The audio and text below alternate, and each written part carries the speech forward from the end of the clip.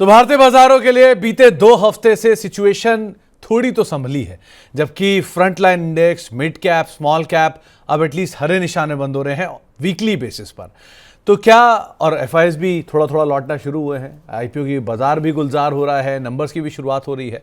तो चीज़ें धीरे धीरे सुधर तो रही हैं, लेकिन अब क्या मार्केट में ये सिर्फ सुधार है या बॉटम बन गया है? जरा इन सब पर हम चर्चा कर लें। अलग अलग जानकार हमारे साथ मौजूद रहते हैं और आज भी हमारे साथ बातचीत करने के लिए रोहित सर मौजूद हैं, जिनसे हम बातचीत करेंगे इस इंपॉर्टेंट इवेंट के ऊपर। रोहित श्रीवास्तव सर हमारे साथ मौजूद भी हैं, फाउंडर इंडिया चार्ट्स के। रोहित सर नमस्कार, स्वागत है कार्यक्रम में। सर मैं आगे बढ़ूं इससे पहले एक चीज़ पूछना चाहूँगा, जो इतनी सारी किताबें पीछे रखी हैं, ये सच में आपने पढ़ रखी हैं क्या? हाँ, काफी काफी पढ़ी हैं। सब नहीं बोल सकता हूँ, बट काफी काफी हम मैंने पढ़ लिए। नहीं तो रोहित सर टाइम कैसे निकालते हो? मुझे पता है आप पिकल बॉल भी खेलते हो, आप फिटनेस पे भी काम करते हो, आप मार्केट भी देखते हो और आप किताब भी पढ़ लेते हो। टाइम कैसे निकाल लेते हो इतना सब? तो एक दिन में एक ऐसा समय होता है, और जब पहले मैं कई सालों तक शेर खान में काम करता था, तो मुंबई में सबसे ज्यादा टाइम आपको मिलता है ट्रैवलिंग के समय। हाँ जी, हाँ जी। तो आप या तो गाड़ी में बैठे हो या फिर आप कहीं ना कहीं बैठे हो और आप जा रहे हो। उस समय पे मैं पढ़ता रहता था, तो किताबें उस समय पे साथ देती थी जब आप मुंबई में ट्रैवलिंग में टाइम बिता रहे हो। चलिए बढ़िया यूज किया वैसे समय का आपने। अच्छा रोहित सर, अब आते हैं जरा बाजार पर। सब कुछ सुधरता दिख रहा है आपको, या लग रहा है कि हाँ नियर टर्म ब्लिप है, अभी मार्केट कुछ सुधरा नहीं है, ये कुछ धोखा है, फिर फंस जाएंगे हम यहाँ पर? क्योंकि 25,400 के आसपास इंडेक्स पहुँच गया है, एफआईज लौट रहे हैं, अर्निंग सीजन शुरू हो चुका है, दिवाली का सीजन वैसे ही थोड़ा अच्छा सीजन माना जाता है। अर्निंग अब तक एक ही अर्निंग आया, कोई खास ऐसा आया नहीं वहाँ पर, और ट्रम्प साहब भी कुछ कर नहीं रहा। पता नहीं वो नोबल पीस प्राइज नहीं मिला तो आगे क्या होगा, लेकिन अभी तक तो कुछ नहीं कर रहे हैं। क्या देख रहे हो आप मार्केट में? नहीं, मुझे ऐसा नहीं लग रहा है कि ये कोई ब्लिप है। इनफैक्ट 24,500 के आसपास हमने मल्टीपल टाइम्स सपोर्ट लिया है। एक बार ही नहीं, शायद 4 या 5 बार बाजार ने उस लेवल को टेस्ट किया। कई बुरी खबरें आए और वो बुरी खबरें जो हैं वो चली भी गई हैं। तो बाजार ने काफी बुरी खबरों को अब्जॉर्ब कर लिया, और कुछ ऐसी भी चीजें थी जो शायद इतनी बुरी नहीं थी, बट उनका शायद डर बना रहता अगर हो नहीं जाती, जैसे कि आईटी सेक्टर पे H1B वीजास का मेजर और फार्मास्यूटिकल सेक्टर पे जो मेजर्स थे। ये सब अनाउंस करने से क्या हुआ है कि अब हमें सब साफ है, हमारे सामने सब साफ है कि जो होना था वो तो हो गया है, इससे बुरा अब हो नहीं सकता।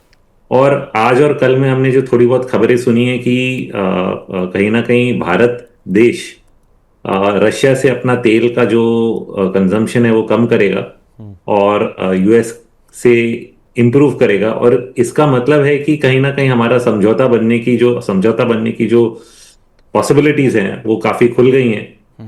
और आते हुए हफ्तों में शायद अच्छी खबर सुनने को मिलेगी। तो इस हिसाब से बाजार जो है धीरे धीरे यहाँ से इम्प्रूव ही होने वाला है। एंड बाय द टाइम वो अच्छी खबर हमारे पास आएगी, बाजार शायद काफी हद तक उसको डिस्काउंट कर लेगा। तो you have to somewhere anticipate कि things can not get worse. यहाँ से चीजें सुधरेंगी, और डोमेस्टिक मेजर्स तो ऑलरेडी गवर्नमेंट ने ले लिए, जीएसटी को लेके टैक्सेस तक। उन सब का जो कॉम्बाइंड इम्पैक्ट है वो हम लोग मुझे लग रहा है आते हुए 1 या 2 महीनों में देखने वाले हैं। और स्पेसिफिकली आपने मेंशन किया दिवाली का जो माहौल है वो अच्छा करने की पूरी गुंजाइश है। इसी इसी हिसाब से आई थिंक लोगों को इन्वेस्टेड रहना चाहिए, और ट्रेडिंग के भी बहुत सारे अपॉर्चुनिटीज हर दिन बन रहे हैं।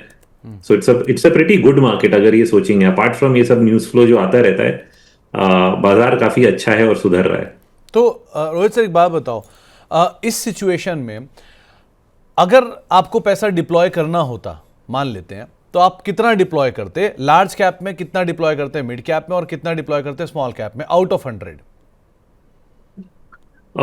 इसमें वेरिएशन होता है, क्योंकि आप जब लार्ज कैप और मिड कैप में डिस्ट्रीब्यूट करते हैं तो इट कम्स डाउन टू कि आपका रिस्क एपेटाइट क्या है। आप हाई रिस्क इन्वेस्टर हो, लो रिस्क इन्वेस्टर हो, और आप अपने जिंदगी की किस स्थिति में हो, और आप उस चीज को मैनेज भी कितना कर सकते हो। क्योंकि if I make 100% mid cap portfolio, returns आपके बहुत अच्छे आएंगे, लार्ज कैप से ज्यादा ही आएंगे। बट उसमें कभी कभी एक आध मिड कैप खराब निकल जाता है, उसको हटाना और उसको रिप्लेस करना भी जरूरी है। और ये चीज जो लोग नहीं कर पाते हैं उनको फिर मिड कैप पोर्टफोलियो सजेस्ट कर करना थोड़ा मुश्किल हो जाता है। सो इन सब बातों को रखते हुए only we have to distribute. But on average अगर हम बोलेंगे कि चलो हमें अच्छा भी करना है और थोड़ा बहुत बैलेंस भी करना है, मैं तो बोलूंगा 40-60, मतलब 40% लार्ज कैप, 60% मिड कैप। क्योंकि ये जो समय है, जिस तरह का हम लोग बुल मार्केट 2020 से देख रहे हैं, श्योर बीच में रुकावटें जरूर आई हैं। 2021-22 में भी आई और 2024-25 में भी आ रही हैं। बट इन रुकावटों को हम लोग अगर पार कर जाते हैं, और पार करे भी हैं हमने पहले, तो ऑनगोइंग बुल मार्केट में जो रिटर्न्स हमारे आ रहे हैं वो ज्यादातर ग्रोथ स्टॉक से आ रहे हैं। And these growth stocks are in select large cap and a lot of mid caps. तो सिलेक्ट लार्ज कैप्स जो मैं निकालूंगा, और काफी मिड कैप स्टॉक्स जहां पे ग्रोथ नंबर्स आ रहे हैं, उनको मैं अगर एक साथ ले लेता हूं, तो मेरे पोर्टफोलियो रिटर्न्स जो है वो काफी अच्छे हो सकते हैं। So that is where I would really want to focus कि ये समय रिस्क लेने का है। ऐसा नहीं है कि ये समय में डी रिस्क करके बैठ जाऊं। जैसे कि एक साल पहले कई बार लोगों ने बोला कि लार्ज कैप्स कम कर दो, अब आई मीन लार्ज कैप्स में बढ़ा दो अपना पैसा, मिड कैप नहीं चलेगा। और ये चीज पूरी तरह गलत साबित हो चुकी है, क्योंकि मिड कैप इंडेक्स उतना गिरा नहीं, और पिछले 6 महीनों में मिड कैप और स्मॉल कैप इंडेक्स ने रिलेटिव बेसिस पे निफ्टी को आउट परफॉर्म करा है। So you have to stay invested in that space. ऐसा उसका ये भी मतलब नहीं है कि कोई भी मिड कैप ले लो, but there are companies that are growing consistently. उनके अर्निंग्स जो हैं हर क्वार्टर 30% 40% ग्रो हो रहे हैं, और उनमें आप इन्वेस्टेड रहेंगे तो आपके जो लॉन्ग टर्म रिटर्न है वो बहुत ही ज्यादा, इंडेक्स से ज्यादा अच्छे रहेंगे। And that is why I suggest 60-40 in favour of mid caps.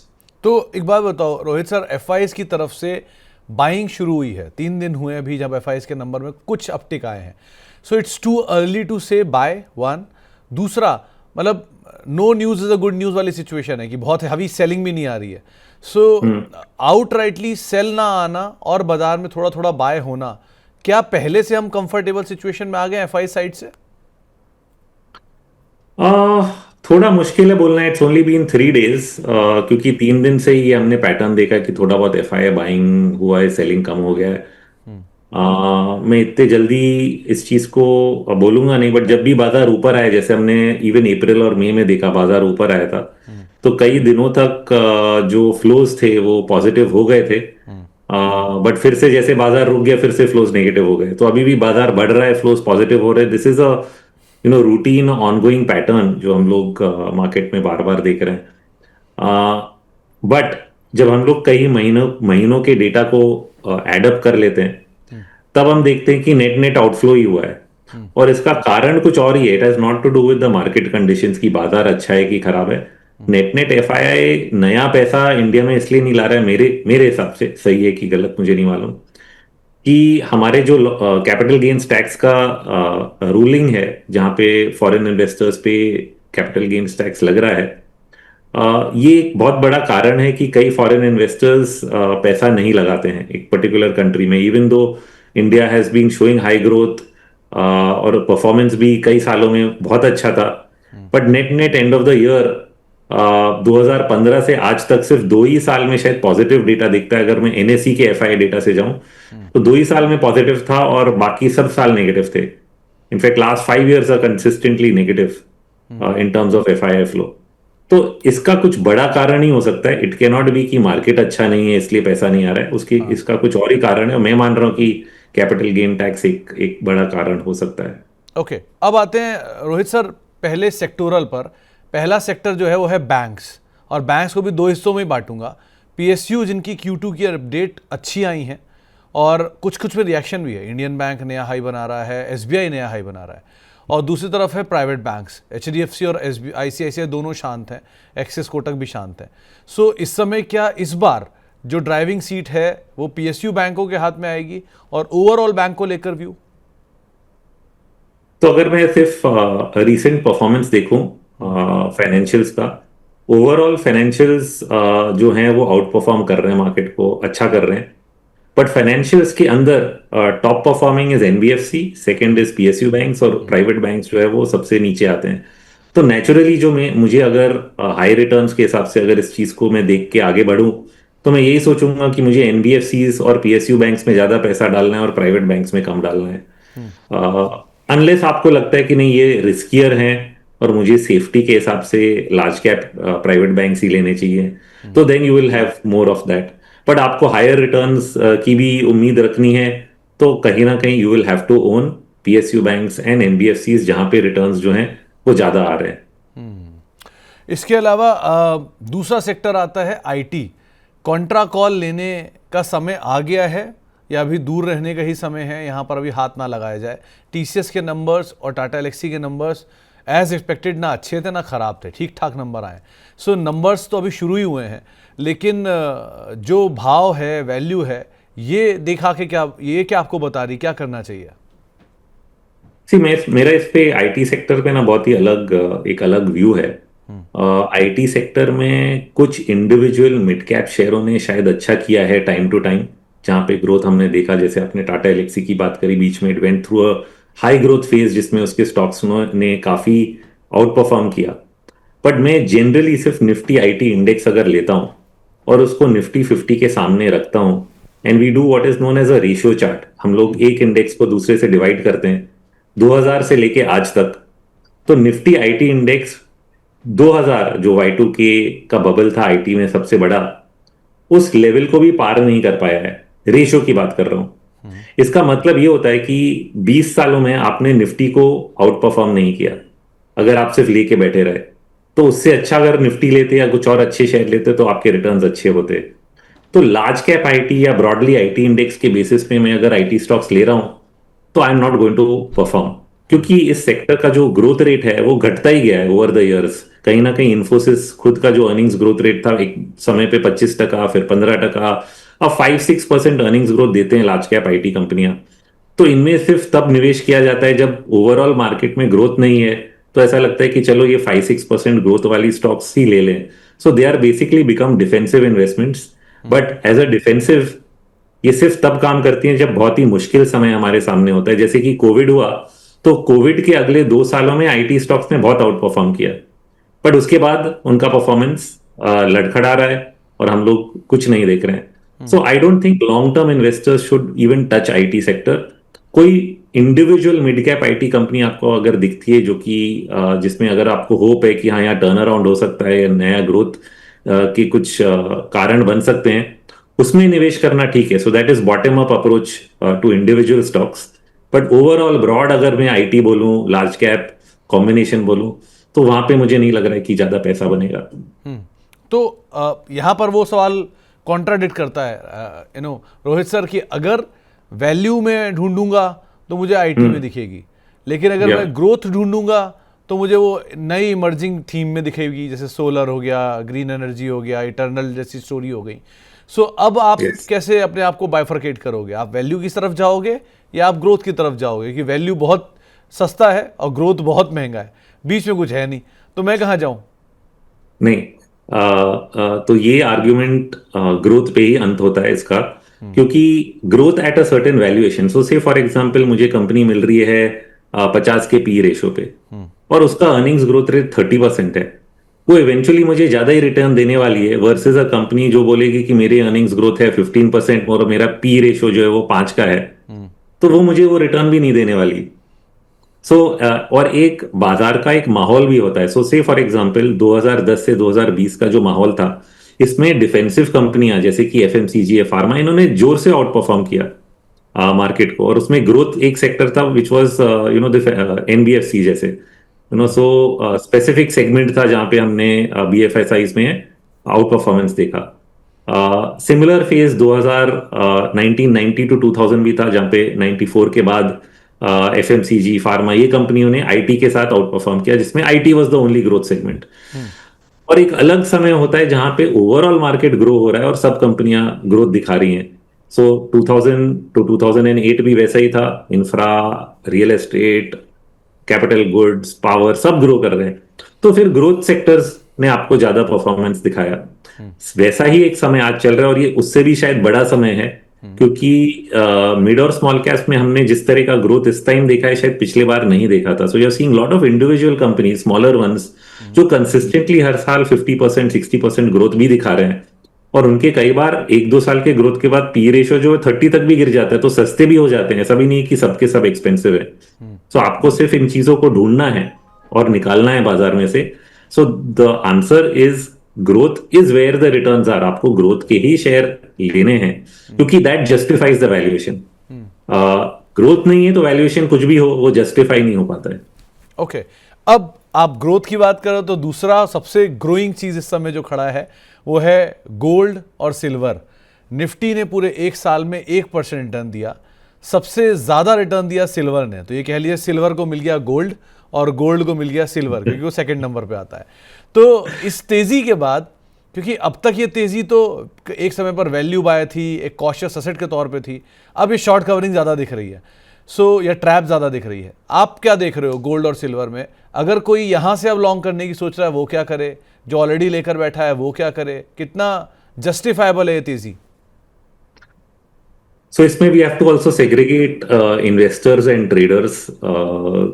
ये बात तो सच है कि लास्ट 1 ईयर क्योंकि इक्विटीज का परफॉर्मेंस फ्लैटिश था तो सोना चांदी ज्यादा अच्छा कर रहा था. But eventually equities have always outperformed gold and silver in a bull market. Okay, जब ओवरऑल ग्रोथ बुल मार्केट होता है. पर यहाँ पे एक स्पेशल सिचुएशन है कि वर्ल्ड में जितनी सेंट्रल बैंक्स हैं वो अपनी मॉनेटरी पॉलिसी को एक्सपैंड कर रही हैं और फिर उसी चीज से हेज करने के लिए उन्होंने अपना गोल्ड होल्डिंग भी बढ़ाना शुरू कर दिया है. तो somewhere they have also become the buyers of last resort for gold. तो जब ऐसा कुछ चल रहा है और ये इस ट्रेंड का हम लोग को ये सोचना पड़ेगा कि ये ट्रेंड का अंत, इसका अंत क्या हमें दिख रहा है? तो शायद नहीं दिख रहा है क्योंकि यूएस के जो डेट लेवल्स है वो अभी भी काफी ज्यादा हैं और उसको सुधारने के लिए यूएस को इंटरेस्ट रेट पॉलिसी अपनी कम करनी पड़ेगी, डॉलर को वीक करना पड़ेगा और उस एनवायरनमेंट में गोल्ड और सिल्वर जो है वो आउट परफॉर्म करते रहेंगे. ओके, तो अगर मैं 1 या 2 साल का व्यू लूंगा तो gold and silver are not going to come down a lot. But will they outperform equity? ये फेजेस में होगा. 1 साल का फेज ऐसा था कि उन्होंने आउट परफॉर्म किया. अगले 1-2 साल ऐसा भी हो सकता है कि इक्विटीज अब सोने चांदी को आउट परफॉर्म करेंगी. इसका ये मतलब नहीं है कि कल के कल सोना चांदी में करेक्शन आएगा क्योंकि they are in an advanced phase of this move. Advance phase वो होता है जहां पे हर दिन उनका भाव बढ़ रहा है. ये एक एडवांस फेज है.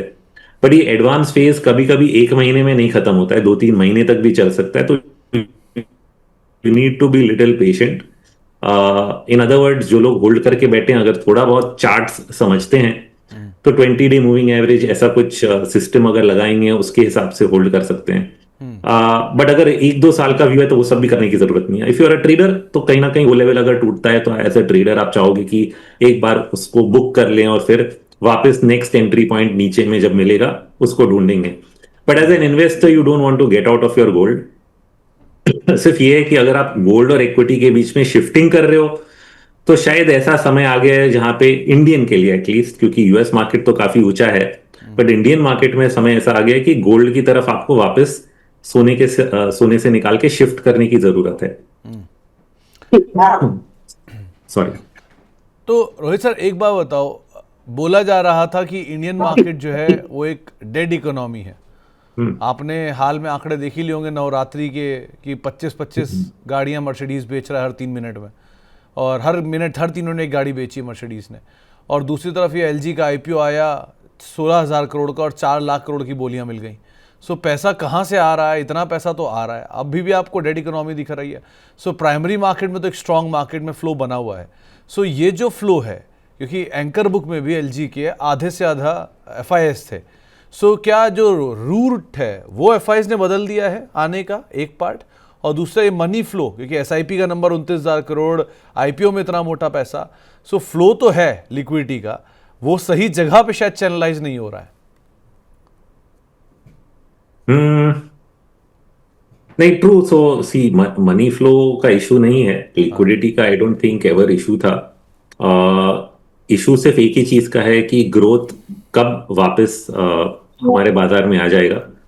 एंड आई थिंक इस चीज की विजिबिलिटी थोड़ी बहुत इस अगले एक क्वार्टर के लिए तो है लोगों को, क्योंकि जीएसटी के जो मेजर्स लिए हैं उसका हम लोग इम्पैक्ट, जैसे आपने कारों के बारे में बताया, वो इम्पैक्ट देखा जा रहा है. फेस्टिवल सीजन में जनरली थोड़ा कंजम्पशन बढ़ता है, तो ये सब हमारे अगले क्वार्टर के अर्निंग्स में दिखेगा. लोग ये सोचने लगेंगे कि हाँ उसके बाद क्या, what will happen after December quarter. I think एक बार आप मोमेंटम बिल्ड कर लेते हो तो कहीं ना कहीं वो मोमेंटम आगे बढ़ने की काफी गुंजाइश रहती है। और इसके कई हेल्पफुल फैक्टर्स भी रहेंगे। जो इंटरेस्ट रेट ट्रेंड है, हमने जो अभी अभी आरबीआई पॉलिसी देखी, इसमें उन्होंने ये नहीं बोला कि इंटरेस्ट रेट्स को और काटेंगे नहीं। उन्होंने ये बोला कि अगर आप पूरी तरह सुनते तो हर जो फैक्टर है जिसके पीछे उनको इंटरेस्ट रेट्स कट करने चाहिए, वो सब फैक्टर्स हैं। उन्होंने एक ही कारण के लिए नहीं किया कि पिछले बार 50 बेसिस पॉइंट्स किया था और उसका ट्रांसमिशन जो है पूरी तरह देखा नहीं गया है, इसलिए उन लोग ने फिर से एक और 25 बेसिस पॉइंट्स का कट नहीं दिया। But world wide interest rates जो हैं वो घट रहे हैं, और इंडिया भी अपने इंटरेस्ट रेट्स को आगे जाके घटाएगी। तो that will become a second trigger, specially for some of the other sectors, जैसे रियल एस्टेट है, कैपिटल गुड, जहां पे बोरोइंग हो सकता है अगर जिनको कैपिटल एक्सपेंडिचर करना है। So there will be additional triggers down the line, and eventually आप जनवरी के बाद बजट की तरफ नजर डालोगे कि भाई यहाँ पे भी गवर्नमेंट स्पेंडिंग क्या कुछ बढ़ सकती है। So eventually many other triggers will come, and the negative will go away. जो कि हम लोग यूएस के टैरिफ्स को लेके इतना चिंतित हो रहे हैं, ये 25% अगर हट गया इनके बातों को आगे बढ़ते हुए, तो lot of these other positive triggers will show up in the next quarter. तो I think that's how it is. Markets में एक बार मोमेंटम बिल्ड हो जाता है, और इकोनॉमी में भी, तो देन दैट मोमेंटम कंटिन्यूज। लोग बाजार को भी देख के फिर ऑल इन्वेस्ट करते हैं। So it's a continuous loop. Corporates भी देखते कि मामला सुधर रहा है, चलो थोड़ा और हम लोग निवेश करते हैं बिजनेस में, उसको एक्सपैंड करते हैं, and then that momentum goes on and goes on and goes on. So I think that is what has to start, and I think it will start with all of this. तो एक बात बताओ Rohit sir, अगर यहाँ से कुछ sector आपको लग रहा है जो लॉन्ग साइड जाने लायक लग रहे हैं, वो कौन से होंगे? फाइनेंशियल्स तो हमने शुरू में बात करी कि फाइनेंशियल सेक्टर बहुत ही क्लियरली सामने आ रहा है। दूसरा, हमने काफी हद तक गोल्ड की बात की, तो उसमें आप समझिए कि डॉलर जब घटता है तो it's not just gold, eventually commodity prices बढ़ते हैं। तो मेटल्स और कमोडिटी इंडाइसेस जो हैं, I think they will do particularly well.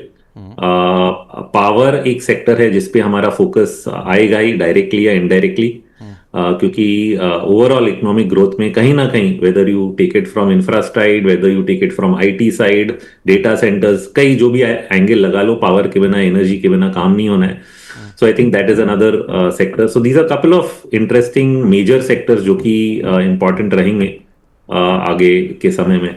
But there will be individual stocks, जब आप थोड़ा बॉटम अप जाएंगे तो इसमें आपको इंडिविजुअल स्टॉक्स भी मिलेंगे जिन पे अलग अलग थीम्स हैं। I don't think we should rule out जो टेक प्लेटफॉर्म्स हैं जिस पे बिजनेस हो रहा है ऑनलाइन, और काफी पॉपुलर हो गए हैं, कई लिस्टेड भी हैं। That is showing a very good growth. उनके जो अर्निंग्स ग्रोथ हैं, कईयों के मैं देख रहा हूँ अभी कंसिस्टेंटली आ रहे हैं, तो वैल्यूएशंस धीरे धीरे वहां पे जस्टिफाई होते जा रहे हैं। ओके, चलो रोहित सर, बहुत बहुत शुक्रिया। आपसे और बात करने का मन था लेकिन समय का अभाव है, वरना आपसे और बात करते हैं। लेकिन बहुत बहुत शुक्रिया सर हमारे साथ मौजूद रहने के लिए, कार्यक्रम का हिस्सा बनने के लिए। ऐसे ही पढ़ते रहिए, ऐसे ही हमें पढ़ाते रहिए, और बढ़िया से त्यौहार मनाइए। आने वाले समय में फेस्टिविटीज़ की आपको, आपकी टीम को, आपके परिवार को बहुत बहुत शुभकामनाएं, और जल्दी आपसे फिर मुलाकात करते हैं सर। थैंक यू सर हमारे साथ जुड़ने के लिए और कार्यक्रम का हिस्सा बनने के लिए। शुक्रिया, शुक्रिया, and wish you the best. Thank you sir, thank you. इसी के साथ ही हमारी खास पेशकश को समेटेंगे। एक ब्रेक का वक्त है, ब्रेक के बाद लौटेंगे और कुछ और खबरें भी हैं, उन पर भी बातचीत करते रहेंगे।